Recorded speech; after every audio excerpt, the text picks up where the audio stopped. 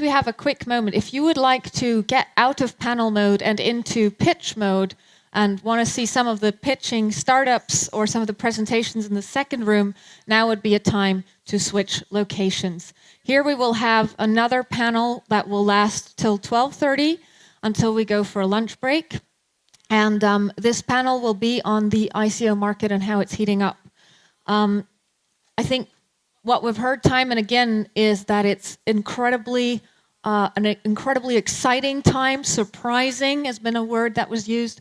A surprising time to be in cryptocurrency space. But I think it's also really important to see through the hype. And I want to have a quick show of hands just to kind of get a sense of what the audience thinks. Who thinks the ICO market is overheated and hyped up right now? And hands up. All right. And who thinks it's just the beginning of something that's going to radically change the internet and the world as we know it today? All right. So we have on both sides about 50% who think it's a complete hype, 50% who think it's going to change the world, and sometimes both. So just for you to have a sense of where we're here at in the audience. Now, I did a little bit of research. There just came out an article on September 13th in the Financial Times, and the title was "To Coin a Craze," and I'm going to quote it here. ICOs have turned into the year's most striking financial craze. More than 1.7 billion, we already know this, have been raised through ICOs. And Jamie Dimon, the chief executive at JP Morgan, said, this is crazy. If JP Morgan employees are going to be trading any kind of cryptocurrency, they might be fired. On the other side of things, you got Tim Draper as a VC saying, no. This is much like the internet early on. It could be bigger than anything we've ever seen.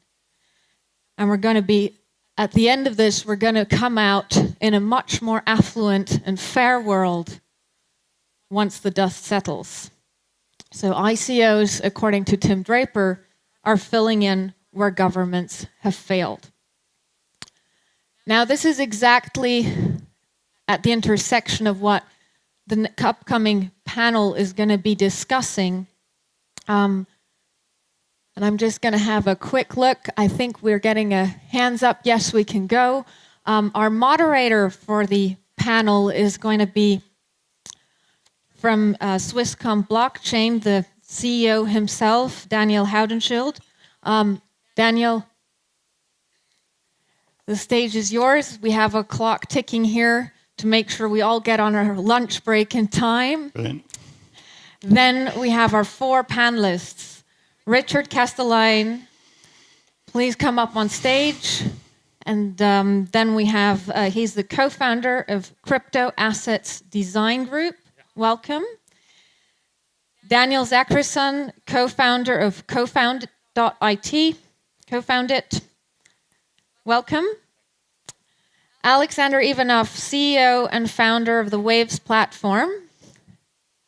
Welcome to the ICO Summit stage. And Miko Matsumura, partner at Pantera Capital. So with that, have a fantastic panel, and thank you. Brilliant, thanks a lot. Thank you guys for joining me on stage today. I mean, I think it's obvious by just the number of people in this room, and there was Finance 2.0 conference yesterday. We see that if it's not a bubble, there's certainly an extreme acceleration in what we see moving towards this type of funding for new ventures and new startups, and that has positives and negatives. Maybe just to kind of set the stage and see what the backdrop of this. I mean, Richard, you are in touch with most of the launch pads in the ICO world, and you've seen some of this acceleration. Can you give it a little bit of a perspective on how you see this happening and what's going? Well, test. Can you hear me okay? I think probably one of the most interesting things that I'm seeing at the moment is this transition from, the idea that we really need to have non-compliant ICO. I'm just pointing out recently Kik, for instance, which I participated in, not Kik ICO, but Kik, the IM platform, where they actually did a basic KYC AML for their whitelist. And they have 15,000 people signed up. So we're also seeing the same with Kyber Network out of Singapore. They actually signed up 50,000 on their whitelist. And they had a basic KYC AML procedure for that. So now we're kind of breaking beyond the idea that all this needs to be underground and anonymous, or the whales won't invest, to some kind of feeling in the community that, hey, we can gather basic information on people and start to keep the regulators a little bit more happy. And the whitelist phenomenon I really like as well, because what they're doing now is they're opening up, for instance, on Kik, they're opening up a pre-sale kind of thing where so many people can invest only so much. So if you're on the whitelist, you maybe can invest like 15 ETH or whatever it is, maximum. And they're allowing a lot of people to participate. And then after 24 or 48 hours of this period where they're putting all their whitelisters through, then they open it up to people can invest as much as they want, and the whales can come in after that and participate. So they're really trying to figure out these problems that, for instance, we had with BAT or the Brave token, where they had 300 investors. It was gone in minutes, and the goal of BAT was really to create a community. That's what we want to do as ICO founders. We want to build communities. We want to have 12,000. We want to have 15,000 people. That's what builds the network. That's what the network effect is. So when you are doing something like Brave, which we all learned from, the BAT token, and wow, they only got 300 people, it was gone like that, they're not able to really have that community to start with. So I always, from my perspective, it really comes down to community and the art of community building that makes this work. And the people that are able to do that are the most successful ICOs. Brilliant, thank you. Daniel, you also have, you have, I guess the trick is now, there's obviously this type of attraction, this type of acceleration. You will get people who are just going to take a punt, right? And then the art of it becomes, how do you separate, the serious, the good that will walk kind of through this valley untouched, unscathed, by any effects, because they just have the fundamentals right. How do you go about selecting? Yeah, so selecting is one thing, but also remember that it's we do selection, the projects we work with, but it's also up to the big crowd that actually are supporting these projects. So they must learn to do selection and due diligence themselves. And we can see that there are a number of success factors behind crowd sales, and how do you make a successful project? Like, it goes down to 3 basic parts: authority, credibility, and community. You really need to develop all of these aspects well as a project, and you need to work on it post crowd sale as well. And it goes. We can delve deeper into this, but as a introduction, I think that's good. Yeah, and so it's obviously that this attention that it's attracting. This acceleration in this form of funding is creating almost its own industry, right? Miko, you have some views. Is the hype good for ICOs and token and cryptology in general? Yeah, so I have 3 initial comments. So first of all, I'm with Pantera Capital. So we raised a $100 million dedicated ICO only fund. So I just wanted to say that first, because I'm about to say a few negative things, but I want to make sure that people understand that fundamentally, Pantera is exceedingly bullish on the ICO concept to the tune of like many millions of dollars. So, we plan to invest, and it will be great. So returns will be had. But with bearing that in mind, I think the other things that I'd like to say is, at the moment, ICO seems to be an attempt to prematurely decentralize Silicon Valley venture capital without solving the problem of trust at a distance. And so I think with that problem, I think what we have is we have a market that is probably about 90% bullshit and about maybe actually less than 10% quality. So I think that the deal flow has gone through the roof, and it's just insane how many ICOs there are. But I think the last thing I just wanted to comment is that those who are studying the phenomenon by looking at the blockchain directly, can tell you that the typical form of an ICO is a power distribution of ownership, a power law distribution. And so if you look at that, you begin to understand the dynamics of market making whale power. So I think, for those people in the room doing ICOs, it's probably worth noting that, you should probably consider raising in pre up to half of what you plan to raise in total. Anyhow, interesting market. Two things I'm thinking about immediately. That you say deal flow, but it's also on a global market, and we're growing from a very, very small community where it was you could count and you could know each project that came out there. What's happening now is we see this expand on a global level, and still 200 ICOs maybe next month on a global level. If you see 200 startups coming out, raising from seed money all the way, because ICOs are also from early seed money all the way through Series B.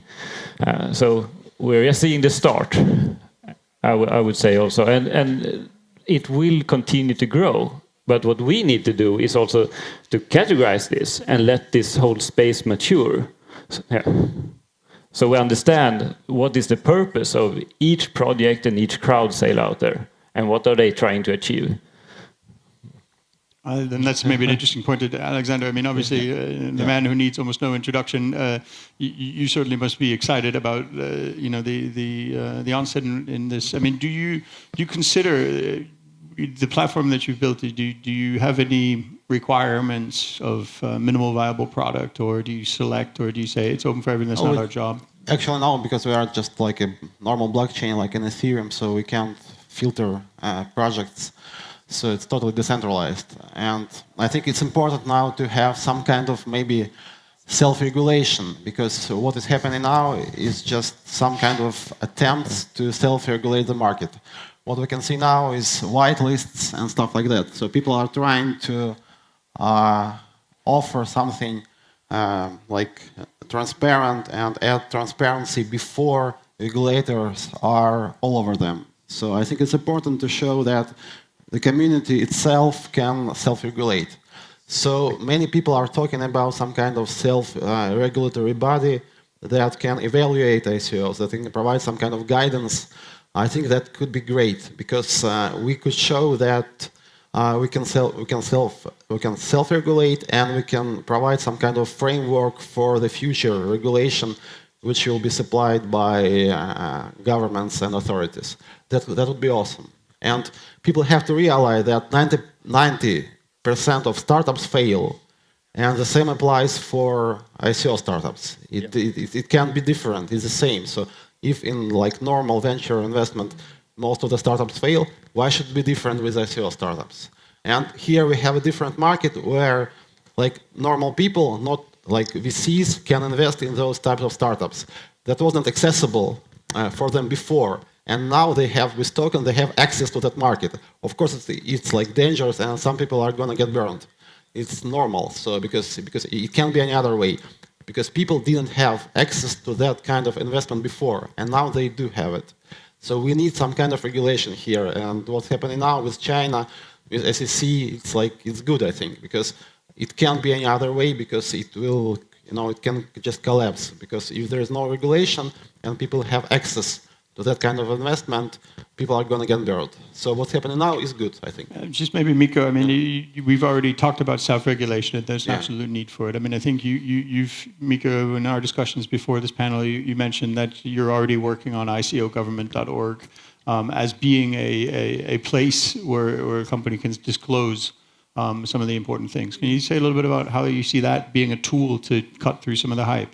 Yes, absolutely. So, just to get the URL, it's ICOGovernance.org, and check it out. We're developing essentially a standard protocol for disclosure around the custody chain. So the notion is that what we'd love to do is standardize the job of custodians.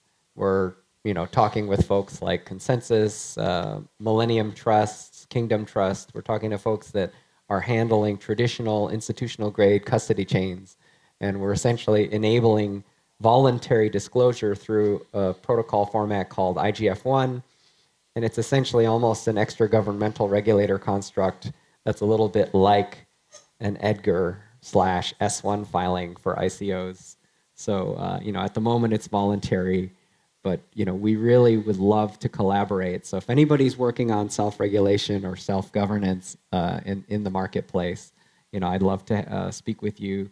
My partner, Michael Golub, is also here. And so, we're here to talk to folks about the topic of governance, self-governance, and self-regulation.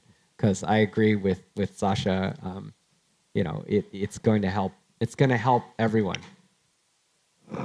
So, Richard, you wanted to? Yeah, I mean, I'm really glad that someone's taking up the torch, because it's something that's been bantered around a lot, at least in the European community. I know that Jamie and I have talked about this before, and we're like, do you want the job? No. Do you want the job? No. But somebody's got to pick up this torch and say, hey, let's try and organize this structure that's out there. Because, hey, we do really good. We crowdsource due diligence in the community quite well, surprisingly. If you go to Bitcoin Talk, you see people descending on ICO announcements and going through the pictures of the founders and then Googling them and ripping them apart and going at them. I mean, that's the due diligence process that was there from the beginning. After a few people got ripped off, they didn't want to get ripped off again. So there's a whole team and community in our community that does this. But we also have third party. We have Smith & Crown, who's struggling, I think, to keep up with what's going on. We have ICO rating. They haven't really developed their business models yet, so or maybe they are in development. So there's a real, we've always thought that there would be a really interesting project would be for someone to build a self-regulatory project and do an ICO around it, and actually have a construct where we use the token to reward people for doing due diligence and helping us do the work that's needed on projects. That's sort of one approach that can be done. There's many ways to come at this, but we need a FINRA, we need a FINMA, we need an organization, or the regulators are going to make the rules, and we're not going to have any say in this. And the last thing I want, and I tried to do the Filecoin, I don't know about you guys, but they wanted to talk to my accountant, and my cryptocurrency didn't really matter.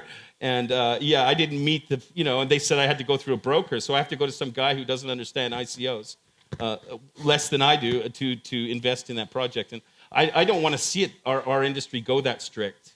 I think that's too far. I think the idea that you need to be an accredited investor, it's not like grandmothers are getting ripped off on our industry at the moment. It's not. It's not easy to invest in ICOs. You have to know what you're doing, and a lot of it's just people like us who've made money in the industry putting money back into the industry. So we're lucky. We don't have those horror stories yet, but they will come. The grandmother who mortgaged her house and bought into some crazy project is going to happen at some point, and that's when the SEC comes in, with the hammers and says, okay, it's going to take one or two of those, and that's it. Yeah, so. But the self-regulation, shouldn't it start at the process side, not so much at the forms? So what I hear and see is a lot based on taking a US-centric approach, while this is global in nature. Mm-hmm. So, and we do have some jurisdictions that close down a little bit, some that are seeking clarity, like the US, and then we have some that are pretty open, Switzerland here. We have some that are very open, like Iron Man recently announced that they want to get involved here. We have Slovenia, we have Estonia, we know Gibraltar, we know Malta. There is a governmental race also to be first movers right now. Now it's small nations doing this. When the grandmother gets ripped off in a foreign country, it doesn't matter. The SEC will still go after them. Exactly, but then, so unfortunately for you that are based in the US, you are going to be stuck there. But there is the rest of the world also. Yeah, and they will just move together with these projects to where it makes most sense to set up. And so what I hope to build is that these structures and processes are built first kind of rough, but that makes sense. And then you can go into details and work out the exact details of how to self-regulate, how are the filings going to be and everything. But But I do think that this needs to be collaboration as well. Right now, no one knows. So looking at the structures that we have in projects and tokens today compared to 3 months ago, it's all changed. So it will be all changed again in 3 months. So we really cannot build it towards what we do and have today. Because it doesn't really make sense in the systems that we do have. So let me just ask this question, right? Because what we see, I mean, this type of acceleration, we've seen it in other places in the history, right? We had a dot-com thing that was happened, and we had a collateralized debt obligation thing that happened, right? And these things kind of left things, right? And you can say, okay, at that time, everything was regulated, right? That was regulated industries. Now we're talking about self-regulation, right? Is it enough? Is it going to be enough to actually correct the path before grandma gets ripped off and the heavy hands of the SEC comes in? Or I think the international aspect of this, our ecosystem makes it highly difficult to regulate, unlike any of the other things that we've seen, perhaps. Maybe not the internet, but... Yeah. Yeah, and one other thing, also very interesting dimension to look at the tokenization. Now we're not talking so much about hype anymore, but more about regular, very interesting stuff. But one dimension is what is being tokenized and what are the assets being tokenized. Right now, it makes sense to tokenize crypto assets.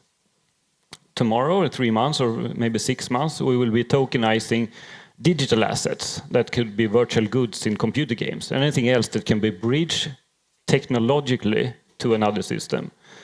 And those assets now, when we're talking about grandma, it's probably much more related to what is normal securities, normal assets in real life. And when are they going to get tokenized? Yeah, it's the next step after the virtual assets. So that's also a little bit of a future problem to have. The crypto assets we have today, why are they created? Yeah, it's to create network effects. And to create incentivize in networks and build blockchain-based products, really. So, and all users in those networks, like they said earlier now, as long as they are promoting a network, then it's good. It's best if they are very engaged users of that specific platform. Yeah. So there's probably about 100 ambitious ICOs, maybe in this room even, right? Let's imagine a correction's coming. Let's imagine that this type of acceleration will always kind of have an effect. We saw the Bitcoin price drop a bit, right? For me, it's a buying signal, but I mean, for others, it might be panic button. Now, you have a lot of people that have maybe the best team, really the one world-saving idea out there. They're about to go into an ICO. It takes 6 months to really get the circuit right and to get the launch correct. What's the advice from you guys who've seen this from the inside and the outside to somebody in that space? How should they deal with that upcoming potential correction a month, 2 months before their launch? Miko? So, I have enough gray hair to have had skin in the game in 2000 when the dot-com bubble crashed. And in a sense, that crash is part of what gives me energy to go into ICO governance, right? And to try to structure capital formation in an extra-governmental, global, decentralized way.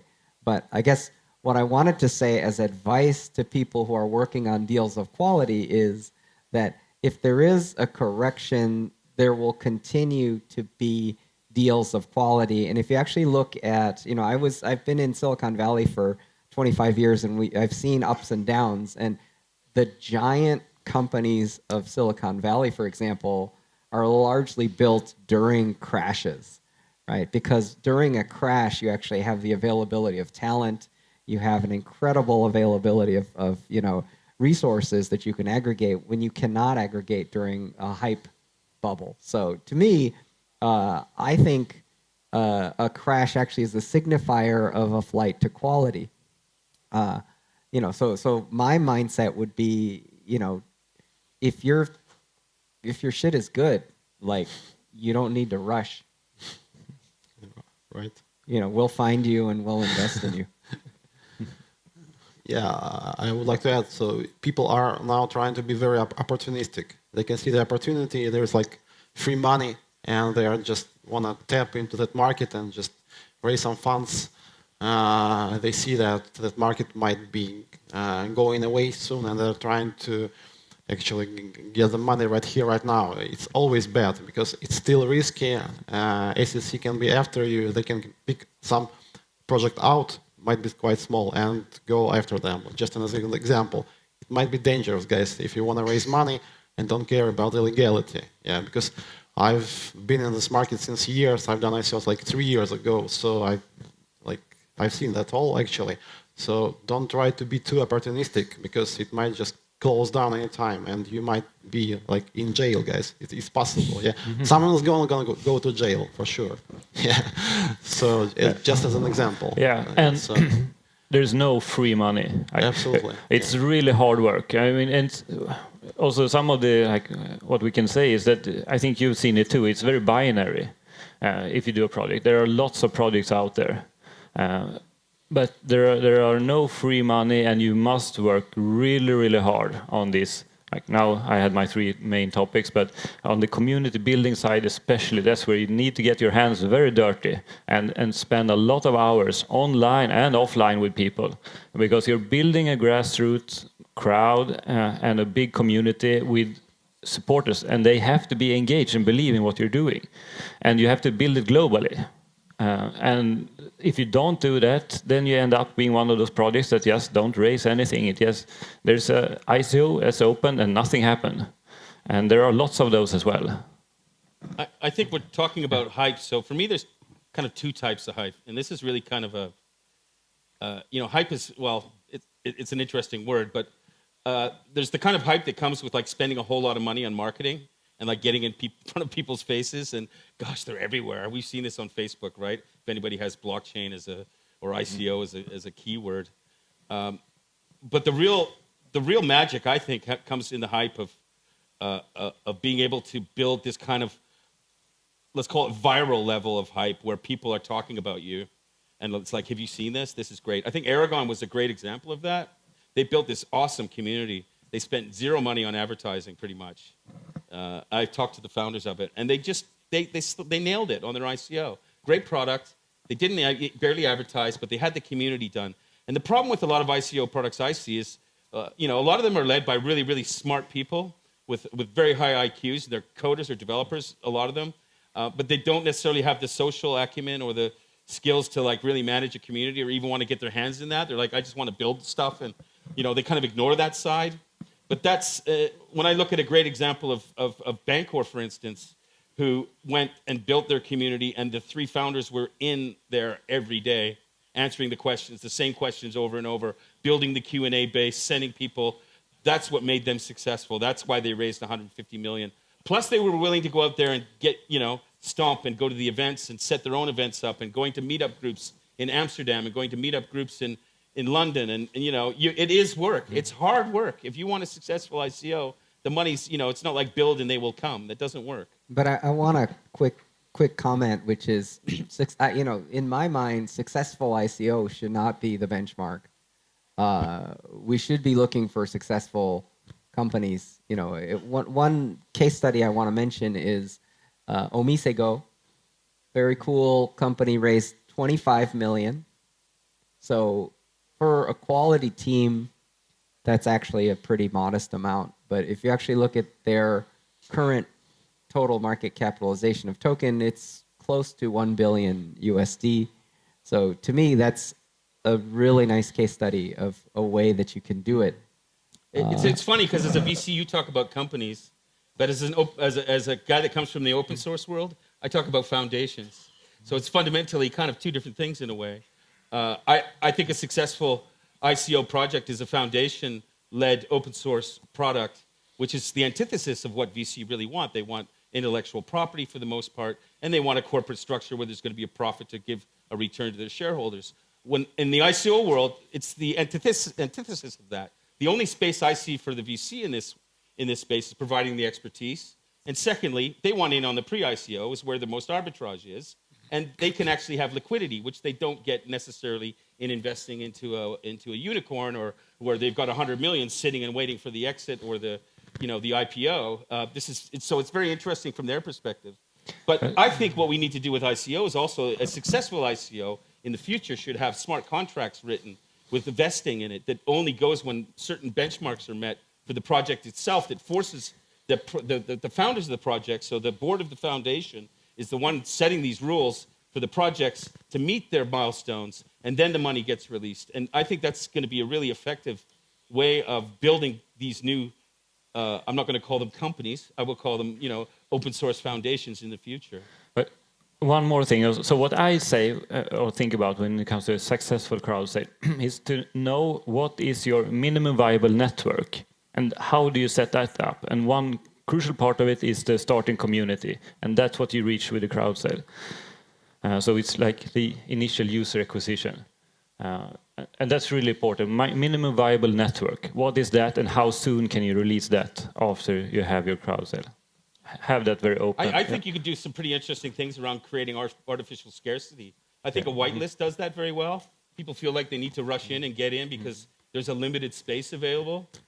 That's proving to be a very effective technique, I think, for the last few ICOs that I think are going to do well.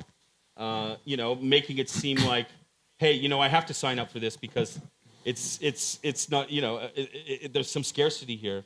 That seems to be. I was quite amazed that Kyber Network, they ended up building a whitelist of 50,000 people. That's pretty phenomenal.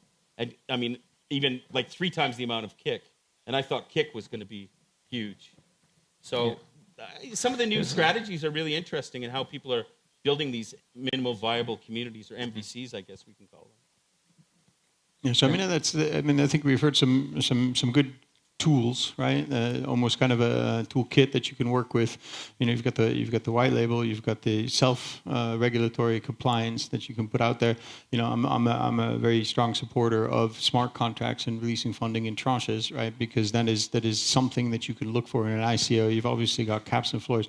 And just to maybe as a closing point, is there any other tools that you guys would recommend for people who aren't maybe as tapped into the network but still have an eye on investing? I'll start, and I'll just give you some tools that you should not use. Please get away from Slack and Telegram. It may sound crazy, but there's so many very, very, very talented social hackers, social engineers that are phishing in these communities and ripping off people to the tune of hundreds of thousands of euro.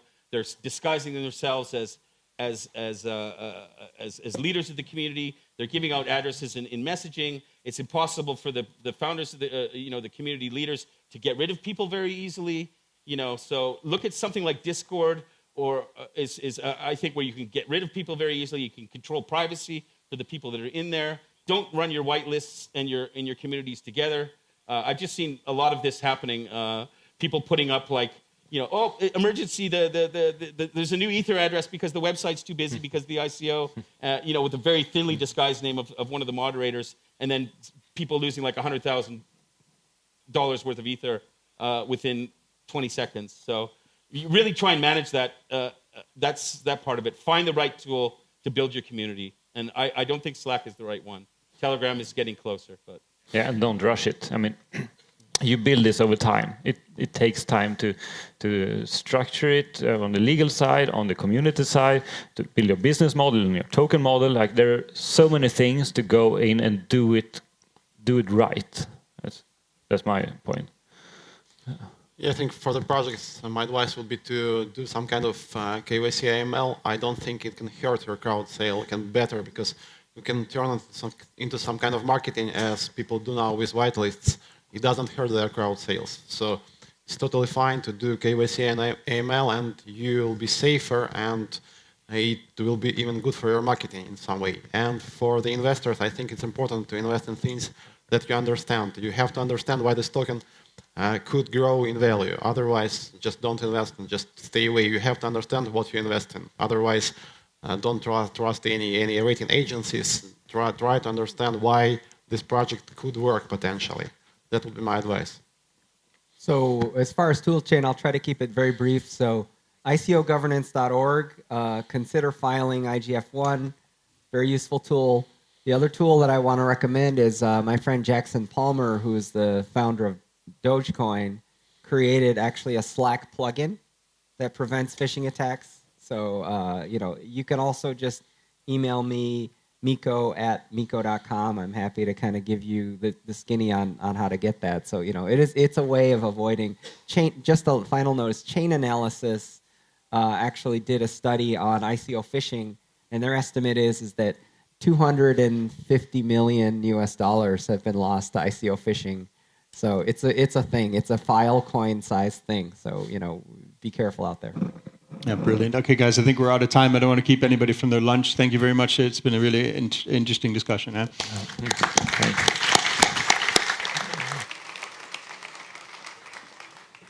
Thank you also from my side. Just a quick note. There's going to be flying lunch, so there will be lunch all around you in the back area and outside. Please be back by 1:30 when we continue with another panel. Thank you so much and enjoy lunch.